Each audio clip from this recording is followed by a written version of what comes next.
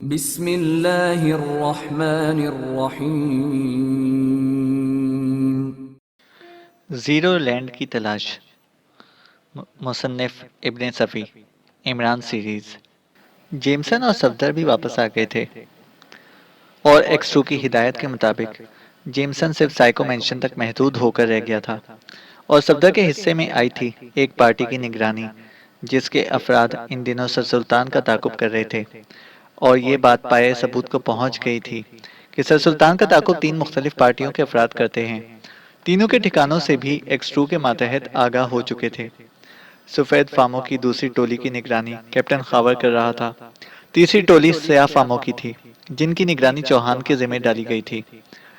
इमरान राना पेलिस ही में था, लेकिन शायद उन पार्टियों ने वहां सर सुल्तान की आमद को खुसूसी अहमियत नहीं दी थी, वरना वो राना पेलिस की बाकायदा निगरानी शुरू कर देते। लेकिन अभी तक इसका कोई सबूत नहीं मिल सका था कि राना पेलिस की भी निगरानी हो रही थी। सर सुल्तान की निगरानी वो लोग हस्बे मामूल कर रहे थे, बस निगरानी ही निगरानी। अभी तक उन्होंने कोई ऐसा कदम नहीं उठाया था जिसकी बिना पर कानून की गिरफ्त में आ सकते। लेकिन ये सूरत हाल ज्यादा देर तक कायम ना रह सकी। जैसे ही सर सुल्तान ने कसरे सदर में कदम रखा, उनका ताकुब करने वाले चौकन्ने हो गए। गालिबन उसी से उन्होंने अंदाजा लगाया था कि इमरान उन तक पहुंच चुका है। कसरे सदर से सर सुल्तान की वापसी जल्द नहीं हुई थी। इस दौरान में एक पार्टी के ताकुब कुनंदा ने फोन पर किसी से गुफ्तगू की और फिर अपनी गाड़ी में आ बैठा। जैसे ही सर सुल्तान की गाड़ी कसरे सदर से बरामद हुई, उसने फिर ताकुब शुरू कर दिया। वो अपनी गाड़ी में तन्हा था और शायद उसे इल्म था कि कुछ और लोग भी उसके पीछे लगे हुए हैं। लिहाजा वो निहायत मशाकी से अपनी कारकर्दगी का मुजाहिरा कर रहा था, यानी किसी भी गाड़ी को अपनी गाड़ी से आगे नहीं निकलने दे रहा था। उसकी कोशिश यही थी कि अपनी और सर सुल्तान की गाड़ी के दरमियान किसी तीसरी गाड़ी को हायल न होने दे। शहर तक पहुंचने के लिए करीबन 2.5 मील का एक सुनसान इलाका तय करना पड़ता था। सर सुल्तान खुद ही अपनी गाड़ी ड्राइव कर रहे थे। यहाँ उन्होंने रफ्तार तेज कर दी। उसी मुनासिबत से पिछली गाड़ी वाले ने भी रफ्तार बढ़ा दी, लेकिन इसके पीछे वाली गाड़ियां शायद बर वक्त इस तब्दीली का साथ नहीं दे सकी थी। इसलिए सर सुल्तान की गाड़ी के बाद वाली गाड़ी से इनका फासला बढ़ गया था और फिर अचानक उन सबों पर नई विपदा पड़ी थी। अचानक सर सुल्तान के पीछे वाली गाड़ी ने इतना कसीफ धुआं छोड़ना शुरू कर दिया कि हेड लैंप्स की रोशनी भी उसे उबूर करने से आरी नजर आने लगी और इन गाड़ियों के ड्राइवरों को धड़ाधड़ ब्रेक लगाने पड़े। आखिरी गाड़ी अपने आगे वाली गाड़ी से टकराई भी थी। वो सब एक दूसरे पर चीखने लगे। उसके बाद तो कुछ और ही नक्शा हुआ। जिसकी आंखों को वो धुआं लगा, उसकी चीखें निकल गईं। गाड़ियां छोड़ छोड़कर सड़क के किनारे ढेर होने लगे। उन्हीं में सफदर भी था। उसे ऐसा महसूस हो रहा था जैसे अब आंखें खुली ना सकेंगी। दोनों हाथों से आंखें दबाए सड़क के किनारे सज्जे की सी हालत में पड़ा रहा। लोग चीख रहे थे, गालियां बक रहे थे और ट्रैफिक रुक गया था। पता नहीं कितनी देर तक यही कैफियत रही। दूसरी तरफ सर सुल्तान निहायत इत्मीनान से चले जा रहे थे। उनके फरिश्तों को भी इल्म नहीं था कि उनके ताकुब में क्या हो चुका है। वो तो बस उकुब नुमा आईने में सिर्फ उसी गाड़ी को देख रहे थे जो उनके पीछे थी। उनकी दानिश में इसी गाड़ी में एक्स2 का कोई मातहत भी हो सकता था, या फिर उनका ताकुब करने वालों में से कोई होगा जो इमरान के पीछे पड़े हुए थे। अचानक उन्हें सामने एक बड़ी गाड़ी नजर आई जो सड़क पर इस तरह आड़ी खड़ी हुई थी कि फौरी तौर पर गाड़ी को आगे निकाले जाना मुमकिन ना था। उन्होंने अपनी गाड़ी की रफ्तार कम करके हॉर्न पर हॉर्न देना शुरू किया और फिर उससे 1 गज के फासले पर गाड़ी रोककर कुछ कहना ही चाहा था कि कोई ठंडी सी चीज दाएं कनपट्टी से आ लगी और साथ ही किसी ने इंग्लिश में कहा, चुपचाप गाड़ी से उतर आओ। सर सुल्तान का मुंह हैरत से खुला का खुला रह गया। ड्राइविंग साइड का दरवाजा खोलकर वो चुपचाप नीचे उतर आए। सामने वाली गाड़ी में फिर कहा गया। सर सुल्तान ने मुड़कर पिछली गाड़ी की तरफ देखा। इससे तुम्हारा कोई आदमी नहीं है, मुतमईन रहो, उस आदमी ने कहा जिसने उनकी कनपट्टी से रिवॉल्वर लगा रखा था। वो चुपचाप सामने वाली गाड़ी में जा बैठे और वो गाड़ी हरकत में आकर सीधी हो गई। बैठ जाने के बाद रिवॉल्वर की पोजीशन बदल गई थी। अब उसका दबाव उनके बाएं पहलू पर पड़ रहा था। ये सब क्या है? बिलाखिर वो खनखार कर बोले। बस थोड़ी सी गुफ्तगू रहेगी, जवाब मिला। तुम्हें गैर कानूनी हरकत के मुरतकब हो रहे हो, जानते हो मैं कौन हूँ? वजारत खारजा की सेक्रेटरी, जवाब मिला। इसके बावजूद भी हम किसी को जवाबदेह नहीं है सर सुल्तान। तुम्हें पछताना पड़ेगा। हो सकता है कि तुम यहाँ किसी को जवाबदेह ना हो, लेकिन तुमसे जरूर जवाब तलब किया जाएगा कहीं ना कहीं। अगर हमने कोई गलती की होगी तो जवाब जरूर तलब किया जाएगा। सर सुल्तान खामोश हो गए। अब उन्हें मालूम ना हो सका कि किधर जा रहे हैं। गाड़ी की खिड़कियों के शीशे ऐसे थे जिनसे बाहर का कुछ भी दिखाई नहीं दे रहा था। विंड स्क्रीन आंखों से ओझल थी क्योंकि पिछले और अगले हिस्से के दरमियान खला नहीं था। कुछ अजीब ही वजह की गाड़ी थी अंदर से। उधर जो लोग धुएं का शिकार हुए थे 20-25 मिनट से कबल इस काबिल ना हो सके कि आंखें खोल सकते। उनकी गाड़ियां सड़क पर खड़ी थीं और वो सड़क के किनारे जमीन पर लोटे लगा रहे थे। फिर ट्रैफिक की दोबारा बहाली में पूरे 45 मिनट लग गए। सफदर अच्छी तरह जानता था कि चोट हो गई है। यकीनन सर सुल्तान का अगवा हुआ था जिसका वो तस्वुर भी नहीं कर सकता था। इतने दीदा दलेर लोग थे। गरम गरम सी लहरें उसके जिस्म में दौड़ती जा रही थीं। वो अपनी गाड़ी को सड़क से नीचे उतार कर ले गया और एक तरफ उसे रोककर लासल्की फोन के जरिए एक्स2 से राब्ता कायम करने की कोशिश करने लगा। Who's that? दूसरी तरफ से एक्स2 की आवाज आई। सफदर स्पीकिंग। सर, शायद सर सुल्तान का अगवा हुआ है। सफदर ने उसे इत्तला दी। कैसे? किस तरह? तुम कहाँ हो? सफदर उसे रिपोर्ट देने लगा। उसके खामोश होने पर एक्स2 की आवाज आई। तीनों पार्टियों के तीनों ठिकानों से तुम वाकिफ हो। जिनमें ताकुब करने वालों का क्या है? यस सर, सफदर बोला। पूरी सरगर्मी से छानबीन करो कि उन्हें कहाँ ले जाया गया है। मैं दूसरों को भी अलर्ट कर रहा हूँ, एक्सट्रू ने कहा। Okay sir. फिर सफदर ने इस इमारत की तरफ दौड़ लगाई जिसमें सर सुल्तान की गाड़ी का ताकुब करने वाली एक पार्टी के अफराद मुकीम थे। सर सुल्तान को जिस्मानी जोर आजमाई का कोई तजर्बा नहीं था, सिर्फ जहनी जंग के माहिर थे। उसके बावजूद भी वो हौसला नहीं हारे थे। अपनी जाहिरी हालत में कोई फर्क नहीं आने दिया था। लिहाजा जब वो गाड़ी से उतारे गए तो बिल्कुल पुरसकून नजर आ रहे थे। गाड़ी इमारत के गैराज में रुकी थी, इसलिए अंदाजा लगाना मुश्किल था कि उन्हें कहाँ ले जाया गया है। रिवॉल्वर की नाल अब भी उनकी कमर से लगी हुई थी। इसी तरह वो एक बड़े कमरे में लाए गए। यहाँ 3 अफराद और दिखाई दिए जो इस अंदाज में बैठे हुए थे जैसे किसी मुकदमे की रोदात सुनकर अपना फैसला सुनाएंगे। सर सुल्तान से बैठने को भी ना कहा गया। ये तीनों भी सफेद फाम ही थे, लेकिन सर सुल्तान ने उनकी कौमियत का अंदाजा लगा लिया था। इमरान ने तुम्हें क्या इत्तला दी है? तीनों में से एक ने सर सुल्तान से सवाल किया। चौथे का रिवॉल्वर अभी उनकी कमर से लगा हुआ था। इमरान? किस इमरान की बात कर रहे हो?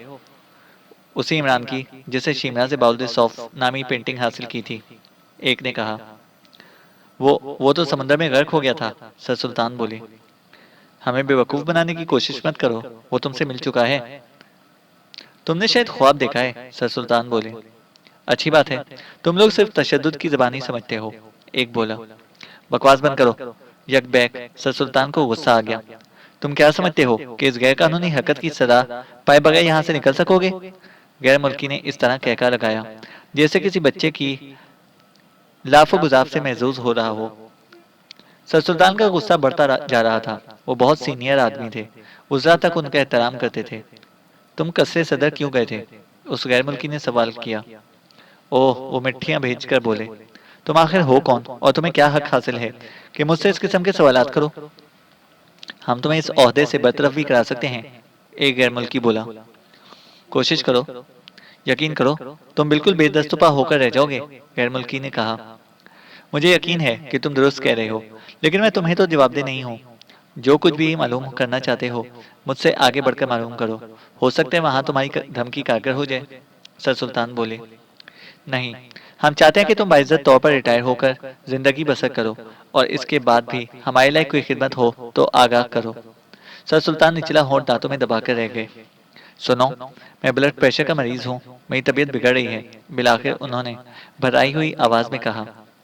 सर सुल्तान को कुर्सी दो और पीछे हटो, रिवॉल्वर होल्स्टर में रखो, इसकी जरूरत नहीं है, गैर मुल्की ने चौथे आदमी से कहा जो सर सुल्तान की कमर से दीवार रिवॉल्वर लगाए खड़ा था। फौरन ही तामील की गई और सर सुल्तान बैठकर हाँफने लगे। कौन सी टेबलेट इस्तेमाल करते हो? गैर मुल्की ने पूछा। है मेरे पास, पानी मंगवाओ। गैर मुल्की ने चौथे आदमी को पानी लाने का इशारा किया और सर सुल्तान से बोला।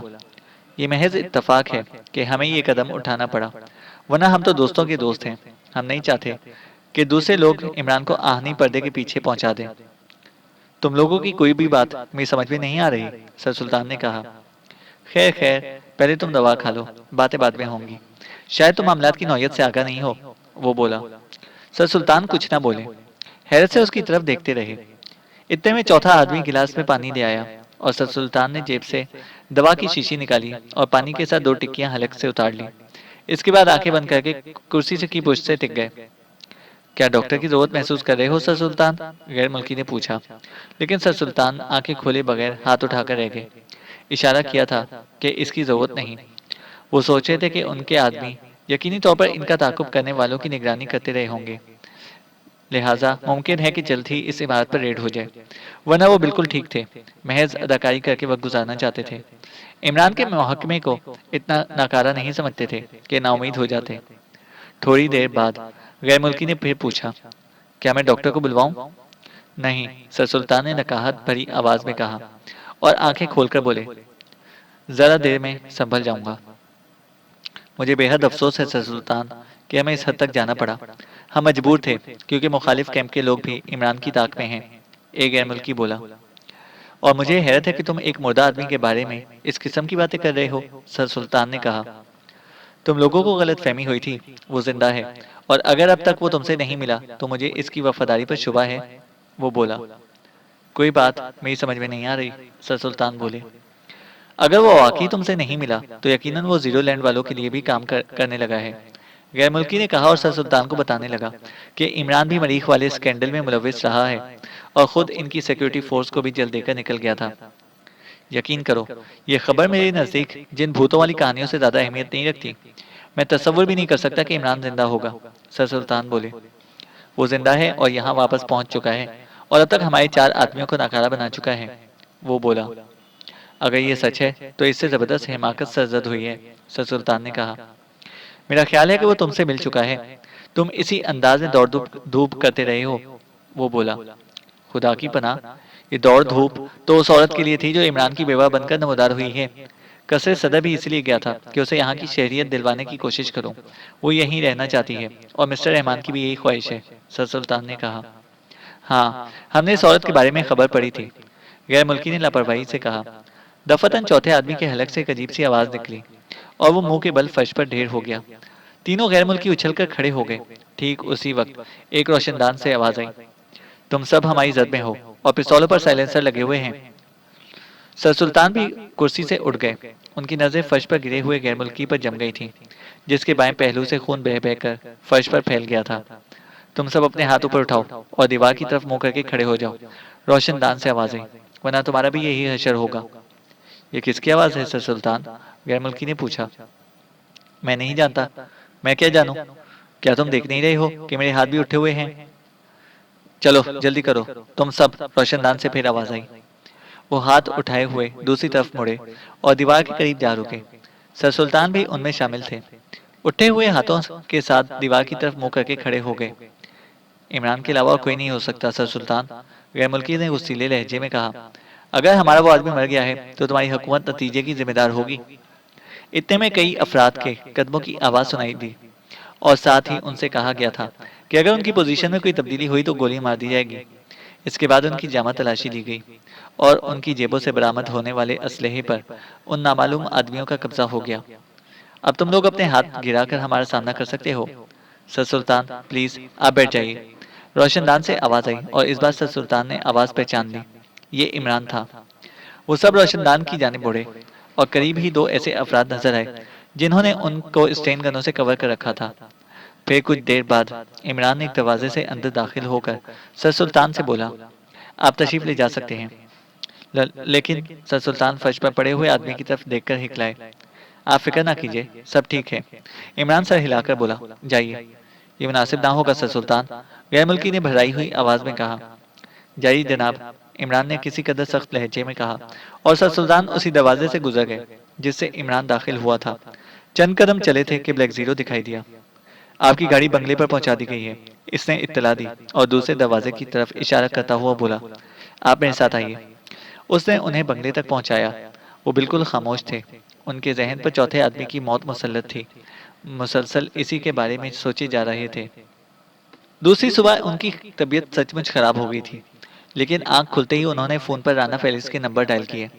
दूसरी तरफ से ब्लैक जीरो की आवाज सुनकर बोले, उन तीनों का क्या हुआ? क्या चौथा खत्म हो गया था? मैं कुछ नहीं जानता जनाब, होल्ड ऑन कीजिए, ब्लैक जीरो ने कहा। और थोड़ी देर बाद इमरान की आवाज़ सुनाई दी। सब खैरियत है जनाब? क्या वो जिंदा है? निहायत इज्जत और तकरीम से दफन कर दिया गया है, बेफिक्र रहिए। और वो तीनों? सर सुल्तान ने पूछा। इस वक्त रहबान की चौकी के करीब वाले मोटेल के कंपाउंड में मियाँ मियाँ करते फिर रहे होंगे। तुम हदूद से निकल जाते हो, सर सुल्तान बिगड़ कर बोले। तो फिर क्या उनका चार डलता? आप मुतमईन रहिए, वो सारे मियाँ मियाँ करने वाले मामूल पर आ जाने के बाद भी किसी को कुछ बताने के काबिल नहीं होंगे। क्या मतलब? सर सुल्तान ने पूछा। हमेशा के लिए अपनी यादाश्त खो बैठेंगे। लेकिन तुम इस सिलसिले को रोकोगे किस तरह? दूसरे कैंप के लोग भी तो हैं, सर सुल्तान ने पूछा। ये सब कुछ मुझ पर छोड़ दीजिए प्लीज, इमरान ने कहा। और सर सुल्तान राब्ता मुनक़ता होने की आवाज़ सुनकर रिसीवर को घूरते रह गए। चिल्लाहट में रहमान साहब के नंबर डायल किए और कुछ देर बाद उनसे राब्ता कायम होने पर बोले, किसी तरह भी काबू में नहीं आ रहा, बताओ मैं क्या करूं? फोन पर किसी किस्म की भी गुफ्तगू नहीं करना चाहता, तुम्हारी ही तरफ आ रहा हूँ, रहमान साहब ने जवाब दिया और राब्ता मुनक़ता कर दिया। दोनों क्रैक हैं, वो झिलाकर बड़बड़ाए। करीबन आधे घंटे बाद उन्हें रहमान साहब की आवाज़ आने की इत्तला मिली। उठकर स्लीपिंग गाउन पहना और सिटिंग रूम में चले आए। तुम क्या कह रहे थे, कौन काबू में नहीं आ रहा? रहमान साहब ने उनसे सवाल किया। यार, ये तुम पूछ रहे हो? क्या मिल गया? अब कुछ नहीं छुपाऊंगा, सुनो इसके करतूत, सर सुल्तान ने कहा और पिछली रात का वाकया दोहराने लगे। रहमान साहब बेहद पुरसकून नजर आ रहे थे और उनके संगलाख चेहरे पर ऐसी नरम सी मुस्कुराहट थी कि सर सुल्तान दंग रह गए और भिन्नाकर बोले, तुम भी उसी की तरह क्रैक हो, आखिर तुम्हारा ही तो बेटा है। फिर वो क्या करता, प्यारे सुल्तान? तुम्हारी तौहीन होने देता? खुदा की पनाह, तुम्हारा अगवा, सारी दुनिया का काम इमदाद बाहमी के असूलों पर चल रहा है। इसका ये मतलब तो नहीं कि हमें इमदाद देने वाले हमको अपना गुलाम समझ लें। मुझे फख्र है उस नालायक पर। अच्छा, तो वो तीनों ही होंगे। अभी अभी इत्तला मिली है कि मोटेल के कंपाउंड में 3 बिल्ले और पाए गए हैं, रहमान साहब ने कहा। और वो कभी मामूल पर नहीं आ सकेंगे, सर सुल्तान ने कहा। वो यही कह रहा था कि इसकी कैफियत के इख्तिताम पर वो हमेशा के लिए अपनी यादाश्त खो बैठेंगे। इसे साइंस ने डॉक्टरेट ली थी, मजबून केमिस्ट्री था, रहमान साहब ने कहा। तो गोया तुम उसकी इस हरकत पर खुश हो रहे हो, सर सुल्तान ने पूछा। तुम्हारे इस सवाल का जवाब इसी वक्त दूंगा जब तुम अपने महकमे की में इसकी हैसियत वाजे कर दो। Sorry Rahman dear. बस, तो फिर तुम जानो कि इसका कोई इकदाम सही है या गलत, रहमान साहब ने कहा। मैं तो सिर्फ ये कह रहा था कि इसने खुद को बहुत ज्यादा खतरे में डाल लिया है, सर सुल्तान ने कहा। खत्म करो, रहमान साहब हाथ उठाकर बोले। चंगेज का लहू है। तुम ये बताओ कि अब डेलिया के सिलसिले में क्या किया जाए? पिछली रात वो जिद करके इमरान की फ्लैट में गई थी और अब वहीं सुरैया के साथ रह गई है। वो तो वापस आ गई है, लेकिन डेलिया नहीं आई। वहां क्यों गई है, सर सुल्तान ने पूछा। बस किसी ने जिक्र कर दिया था कि हमारे साथ नहीं बल्कि अलग रहता था, रहमान साहब ने बताया। तो वो फ्लैट में तन्हा है? नहीं, सुलेमान और गुलरुख भी वहीं रहते हैं, रहमान साहब ने कहा। ठीक इसी वक्त फोन की घंटी बजी और सर सुल्तान ने रिसीवर उठाकर कॉल रिसीव की। फिर रिसीवर रहमान साहब की तरफ बढ़ाते हुए बोले, तुम्हारे घर से है।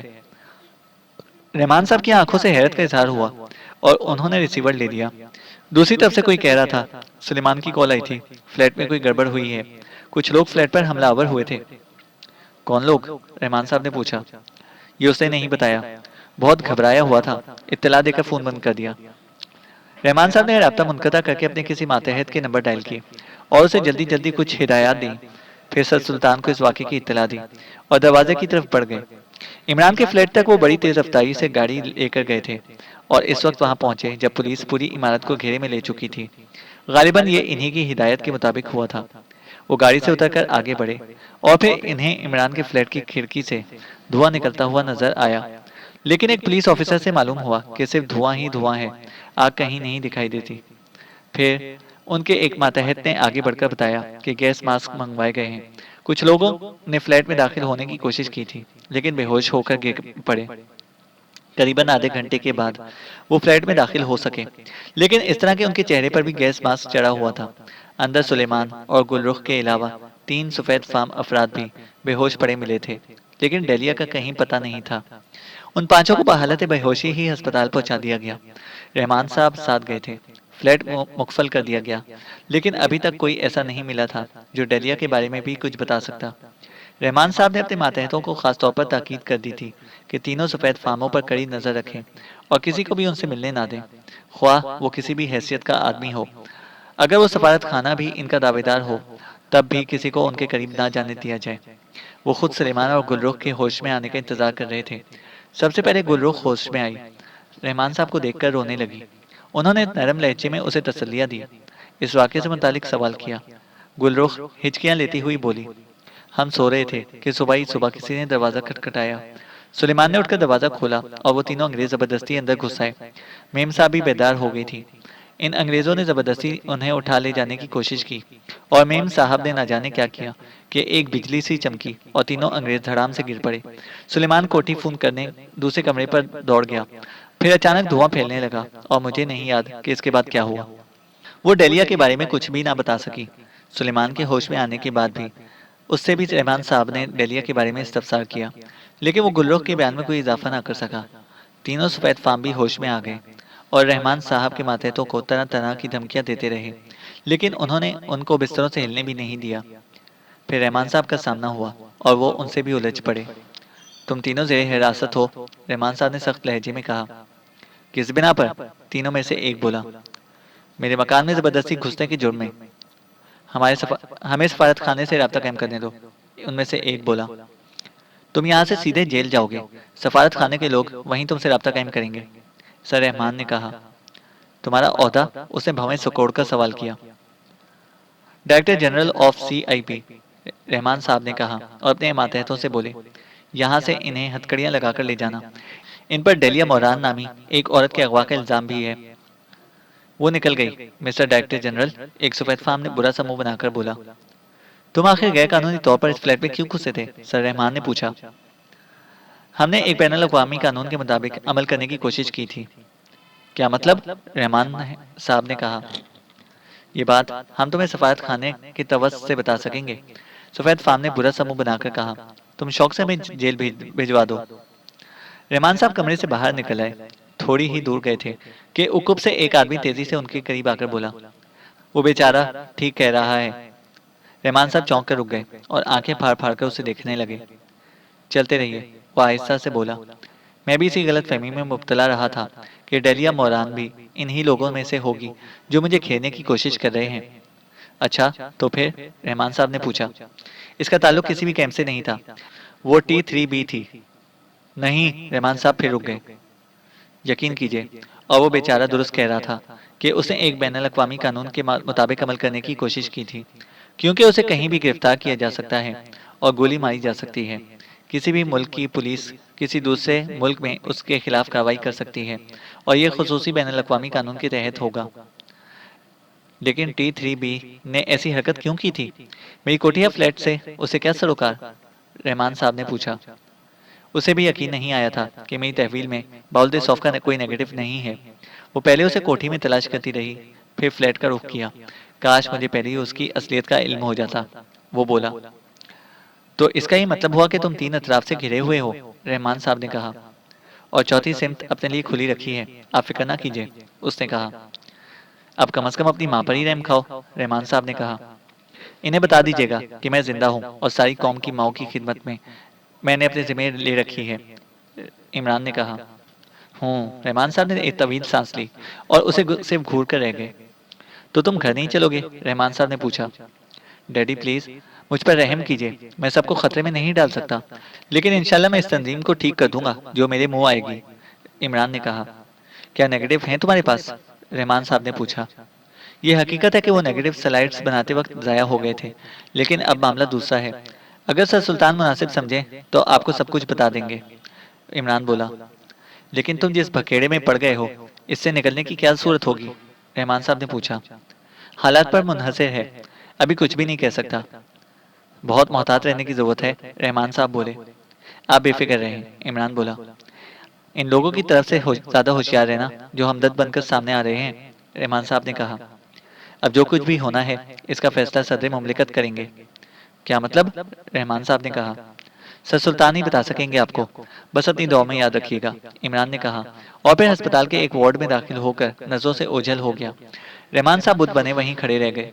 उन्होंने इमरान को आवाज से पहचाना था, वरना शायद वो अजनबियों की तरह उनके करीब से गुजर जाता और उन्हें शनासाई का एहसास भी ना हो पाता। फिर वो वापसी के लिए मुड़े ही थे कि सामने से सर सुल्तान आते दिखाई दिए, जिनके साथ दो मुसल्ला बॉडीगार्ड्स भी थे।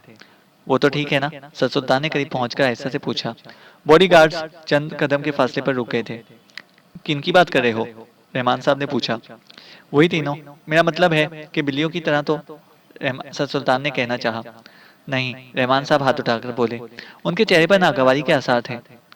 ऊपर से हिदायत मिली है कि उन्हें तिबी इमदाद देकर बाइज्जत तौर पर रुखसत कर दिया जाए। जरूर जरूर, रहमान साहब ने तल्ख लहजे में कहा। तुम समझते नहीं, इस बार सफारत खाने वालों ने ऊपर तक पहुंचने में बहुत फुर्ती दिखाई है, सर सुल्तान ने कहा। इसका जवाब रखते हैं वो लोग। ये तीनों थ्रेसिया की गिरफ्तारी के लिए इमरान के फ्लैट में घुसे थे। थ्रेसिया की गिरफ्तारी? सर सुल्तान की आंखें हैरत से फैल गईं। रहमान साहब ने बुरा समूह बनाकर कहा। डेलिया मोरान हकीकतन T3B थी। बाउल्देसॉफ के नेगेटिव पहले मेरी कोठी में तलाश करती रही और फिर इमरान के फ्लैट में पहुंच गई, रहमान साहब ने बताया। खुदा की पनाह, मैं तसव्वुर भी नहीं कर सकता था, सर सुल्तान बोले। और वो भी यहीं मौजूद है, रहमान साहब ने कहा। कौन? सर सुल्तान ने पूछा। इमरान। वो यहाँ क्या कर रहा है? सर सुल्तान बोले। इसी ने तो इत्तला दी है कि वो थ्रेसिया थी, रहमान साहब ने कहा। तब तो इन तीनों को वैसे भी छोड़ना पड़ेगा। मुझे तो ये डर था कि कहीं इमरान उनके साथ भी वही कार्रवाई ना कर गुजरे, सर सुल्तान ने कहा। क्या तुम वाकई उसे अहमक समझते हो? रहमान साहब के लहजे के फखरिया अंदाज को महसूस करके सर सुल्तान मुस्कुरा दिए।